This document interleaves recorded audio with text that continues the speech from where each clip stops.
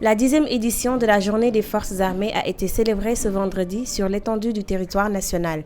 Une cérémonie présidée au camp Dial Diop par le président de la République qui s'est dit conscient des efforts à faire pour rendre l'armée sénégalaise plus performante. Je réaffirme ma décision de mettre à votre disposition les équipements nécessaires pour remplir vos missions avec toujours plus d'efficacité. Les procédures sont bien engagées. Ces acquisitions, je le répète, doivent aller de pair avec le moral, sans lequel aucun matériel ne saurait produire le rendement escompté. Le chef suprême des armées a déclaré que le fonds destiné à indemniser les militaires blessés et les familles de militaires décédés est désormais disponible. Tout cela entre dans le cadre de la revalorisation de la condition militaire.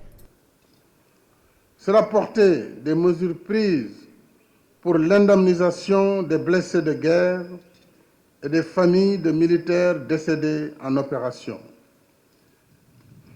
Je suis en mesure de vous annoncer qu'à compter de ce jour, les fonds destinés à cet effet sont disponibles auprès du ministère des Forces armées, qui va procéder sans délai au paiement des sommes dues aux ayants droit.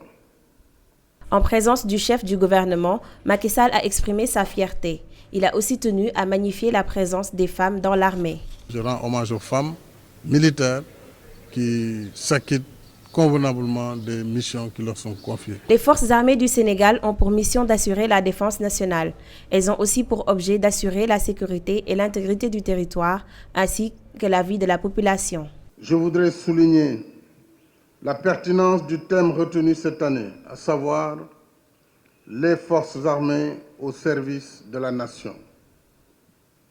En fait, il met en exergue le devoir du militaire, ce soldat citoyen qui, tout en étant conscient que le feu mutile et tue, affronte le danger pour que triomphent les idéaux de son pays.